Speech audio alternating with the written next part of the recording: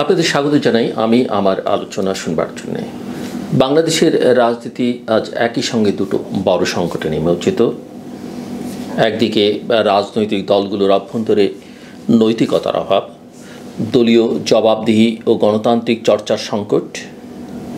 অন্যদিকে মুক্তিযুদ্ধ, উত্তর সময় থেকে চলে আসা পাকিস্তানের সঙ্গে অমীমাংসিত তিনটি ইস্যু। এই দুই সংকট আলাদা মনে হলেও আসলে তারা একে অপরের সঙ্গে গভীরভাবে যুক্ত। কারণ রাজনৈতিক নেতৃত্ব যদি নিজেদের ভেতরে ন্যায্যতা, সততা ও গণতন্ত্রের চর্চা প্রতিষ্ঠা করতে ব্যর্থ হয়, তবে তারা আন্তর্জাতিক অঙ্গন ও জনগণের স্বার্থ ও মর্যাদা রক্ষা করতে দৃঢ় অবস্থান নিতে সক্ষম হবে না। ট্রান্সপারেন্সি ইন্টারন্যাশনাল বাংলাদেশ টিআইবি সম্প্রতি এক বিবৃতিতে যে উদ্বেগ প্রকাশ করেছে তা রাজনৈতিক দলগুলোর আচরণের এক নগ্ন বাস্তবতা। টিআইবি বলেছে, এবার আমাদের পালা। মানসিকতা উদ্বেগজনকভাবে বেড়ে চলেছে মানুষের মধ্যে, সাধারণ মানুষের মধ্যে। ক্ষমতার অপব্যবহার যেন আবারও স্বাভাবিক চর্চায় পরিণত হচ্ছে। যারা দীর্ঘ আন্দোলনের মাধ্যমে কর্তৃত্ববাদী শাসনের অবসান ঘটিয়েছিল, তারাই আজ একই ধাঁচের দখলবাজি, চাঁদাবাজি, পদ বাণিজ্য ও সহিংসতায় জড়িয়ে পড়েছে। লক্ষ্য করলে দেখবেন যে বাংলাদেশের যে মব সংস্কৃতি, সেটাকেও সরকারে থাকা অনেকেই কিন্তু জাস্টিফাই করবার চেষ্টা করেছেন। ফলটা কী হচ্ছে, তার নিজেরও মবের শিকার হচ্ছেন। এই যে উপদেষ্টারা দেশের বাইরে যাচ্ছেন, সেসব জায়গায় বাংলাদেশিরা বা বাঙালিরা তাদের উপরে ঝাঁপিয়ে পড়ছে। সেটা সমর্থনযোগ্য নয়, কিন্তু একটা অন্যায়কে যখন আপনি আরেকটা অন্যায় দিয়ে প্রতিরোধ করবার চেষ্টা করবেন, আটকাবার চেষ্টা করবেন, তখন কিন্তু ঘটনাটা এরকমই ঘটে। যেমন ধরেন, যদি আমরা নির্বাচনের কথা বলি, সরকার আওয়ামী লীগকে নির্বাচন করতে দিতে চাইছে না বা তার কার্যক্রম স্থগিত করেছে। এতে কি হবে? নির্বাচন যদি ভালো না হয় বা সরকার যদি, যারা নির্বাচিত আসবেন তারা যদি ভালোভাবে পারফর্ম না করতে পারেন, আওয়ামী লীগের জন্যে, বিভিন্ন বৈশ্বিক শক্তির জন্য বলবার একটা সুযোগ তৈরি হবে যে নির্বাচনটা ইনক্লুসিভ ছিল না, তোমরা সমাজের রাষ্ট্রের একটা অংশকে নির্বাচনের বাইরে রেখেছ। অথচ এটা মোটামুটিভাবে ধারণা আমরা করে নিতেই পারি যে প্রফেসর মোহাম্মদ ইউনূসের নেতৃত্বাধীন সরকারের অধীনে আওয়ামী লীগ কিন্তু সুযোগ থাকলেও নির্বাচন করবে না। আমি যেটুকু বুঝি, তারা যদি না করে সেটা কিন্তু অতটা প্রশ্নবিদ্ধ হবে না যদি আপনি আইনে বা কাগজে কলমে তাদেরকে এক্সিকিউটিভ অর্ডারে নির্বাচনের বাইরে রাখেন। সো সব মিলিয়ে এই যে ঘটনাগুলো ঘটছে, এটা কেবল জন আকাঙ্ক্ষার উপহাস করছে না এই বিষয়গুলো, বরং গণতান্ত্রিক ভবিষ্যতের সম্ভাবনাকে আত্মঘাতী পথে ঠেলে দিচ্ছে। ট্রান্সপারেন্সি ইন্টারন্যাশনাল বাংলাদেশের নির্বাহী পরিচালক ডক্টর ইফতেখারুজ্জামান খুব স্পষ্ট করেই বলেছেন যে রাজনৈতিক দলগুলোর নেতাকর্মীদের একাংশ দুর্বৃত্তায়িত রাজনীতিকে নতুন রূপে স্বাভাবিক করে তুলছে। এমনকি পতিত রাজনৈতিক শক্তির অনেকেই এই দুর্বৃত্তায়নের যোগসাজশে নির্বিকারভাবে যুক্ত হচ্ছে। দলবাজি, দখলবাজি, পদ বাণিজ্য এবং সহিংস দলীয় কোন্দল আবারও তীব্রতর হয়ে উঠছে।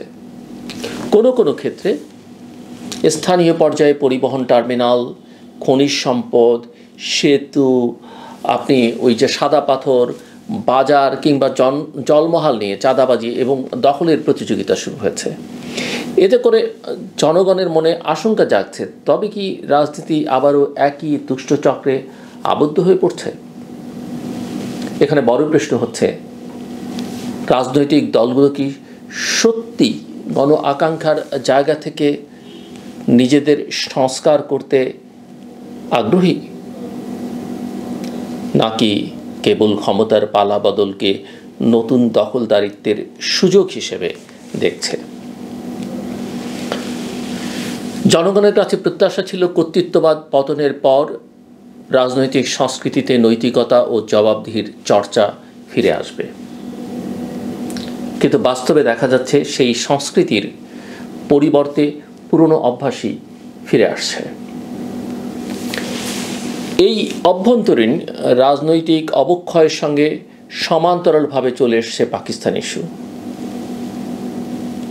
পাকিস্তানের উপপ্রধানমন্ত্রী ও পররাষ্ট্রমন্ত্রী ইসহাক দার ঢাকা সফরে এসে ঘোষণা দিলেন ৭১-এর অমীমাংসিত প্রশ্নগুলো নাকি আগেই দুবার সমাধান হয়ে গেছে। একবার ১৯৭৪ সালে ভুট্টো সফরে এবং আরেকবার ২০০০ সালের গোড়ায় জেনারেল পারভেজ মোশাররফের দুঃখ প্রকাশের মাধ্যমে। কিন্তু বাংলাদেশের জন্য এটা মোটেও গ্রহণযোগ্য নয়, কারণ সরি বলা বা ব্যক্তিগতভাবে অনুশোচনা প্রকাশ করা কখনো রাষ্ট্রীয় স্বীকৃত ক্ষমা নয়। বাংলাদেশ সবসময় স্পষ্টভাবে ৩টে দাবি করেছে। প্রথমত, মুক্তিযুদ্ধ চলাকালে সংগঠিত গণহত্যার জন্যে পাকিস্তানের আনুষ্ঠানিক ও রাষ্ট্রীয় ক্ষমা প্রার্থনা। দ্বিতীয়ত, স্বাধীনতার সময়কার $৪২০ কোটি বাংলাদেশের পাওনা ফেরত দেয়া।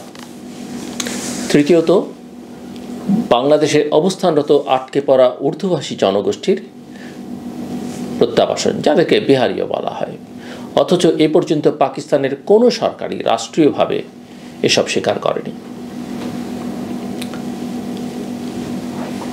সাবেক কূটনীতিক একজন এটি গণমাধ্যমে বলছিলেন, আমি শুনছিলাম, যে ভুট্টো কিংবা মোশাররফের ব্যক্তিগত দুঃখ প্রকাশ রাষ্ট্রীয় ক্ষমা নয়। ক্ষমা চাইলে প্রথমে দায় স্বীকার করতে হয়। পাকিস্তানকে বলতে হবে, হ্যাঁ, তারা গণহত্যা করেছে এবং ভবিষ্যতে এ ধরনের অপরাধ করবে না। এরপর পার্লামেন্টারি রেজলিউশন বা যৌথ ঘোষণার মাধ্যমে রাষ্ট্রীয়ভাবে ক্ষমা চাইতে হবে। সেটাই কেবল গ্রহণযোগ্য হবে বাংলাদেশের কাছে। আন্তর্জাতিকভাবে অনেক দেশ এ ধরনের প্রক্রিয়ায় অতীতের অপরাধের দায় স্বীকার করেছে। জাপান একাধিকবার ক্ষমা চেয়েছে। জার্মানি নাৎসি হত্যাযজ্ঞের দায় স্বীকার করেছে। কিন্তু পাকিস্তান কেন আজও ইতিহাসের দায় এড়িয়ে যাচ্ছে, সেটি প্রশ্ন।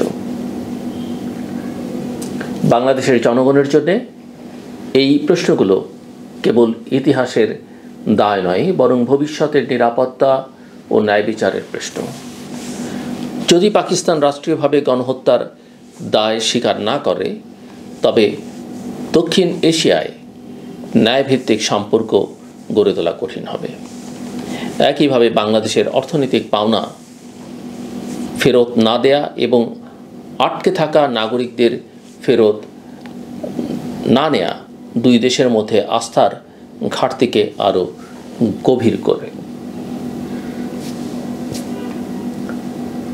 এদিকে দেশের ভেতরে নির্বাচনী রাজনীতি আরও এক নতুন অনিশ্চয়তার দিকে ধাবিত হচ্ছে। অন্তর্বর্তী সরকার ফেব্রুয়ারিতে ত্রয়োদশ জাতীয় সংসদ নির্বাচন আয়োজনের ঘোষণা দিয়েছে।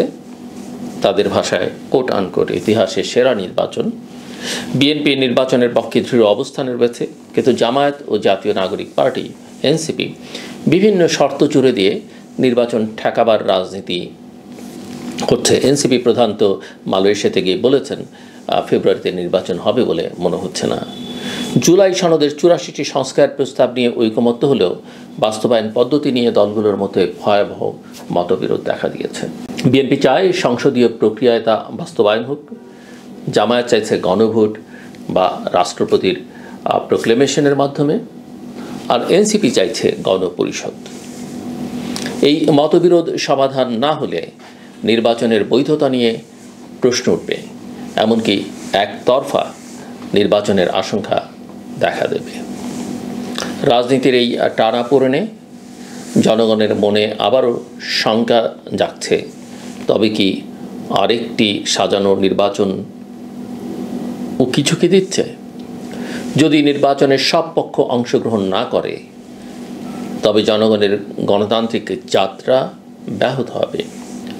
কর্তৃত্ববাদ পতনের যে ঐতিহাসিক অর্জন হয়েছিল, তা ম্লান হয়ে যাবে। এখানেই ট্রান্সপারেন্সি ইন্টারন্যাশনাল বাংলাদেশ বা টিআইবির বার্তা আবার প্রাসঙ্গিক হয়ে ওঠে। রাজনৈতিক দলগুলো যদি নিজেদের অভ্যন্তরে গণতান্ত্রিক চর্চা, নৈতিকতা ও জবাবদিহি তা প্রতিষ্ঠা করতে ব্যর্থ হয়, তবে জনগণের আস্থা পুনর্গঠন অসম্ভব। আর জনগণের আস্থা হারালে কোনো সরকারই দীর্ঘস্থায়ী হতে পারে না। এই পরিস্থিতিতে রাজনৈতিক দলগুলোর সামনে আমার বিবেচনায় দুটো পথ খোলা আছে। প্রথমত, তারা আত্মজিজ্ঞাসা করবে, অতীতের ভুল থেকে শিক্ষা নেবে এবং গণতান্ত্রিক চর্চা ও জবাবদিহিকে প্রাতিষ্ঠানিক রূপ দিবে। দ্বিতীয়ত, তারা পুরনো দখলদারিত্ব, দুর্নীতি ও ক্ষমতার অপব্যবহারকে আঁকড়ে ধরে থাকবে। প্রথম পথটি কঠিন কিন্তু একমাত্র টেকসই। দ্বিতীয় পথটি সহজ কিন্তু আত্মঘাতী। আজ বাংলাদেশ যে প্রশ্নের মুখোমুখি, এবার কি আমাদের পালা মানসিকতা রাজনীতিকে ধ্বংসের দিকে ঠেলে দেবে, নাকি মুক্তিযুদ্ধ ও গণ আন্দোলনের চেতনা থেকে শিক্ষা নিয়ে নতুন রাজনৈতিক সংস্কৃতি গড়ে উঠবে? যদি রাজনৈতিক নেতৃত্ব জনগণের প্রত্যাশা পূরণ করতে ব্যর্থ হয়, তবে ইতিহাস আবারও কঠিন প্রশ্ন ছুড়ে দেবে। আমরা কি সত্যি গণতন্ত্র শিখেছি? আমরা কি সত্যি মুক্তিযুদ্ধের রক্তের মূল্য বুঝেছি, নাকি কেবল পালাবদলের মাধ্যমে একই চক্রে আটকে আছি? আমার কথা শুনবার জন্য আপনাদের অসংখ্য ধন্যবাদ। আপনাদের সবার জন্য শুভকামনা।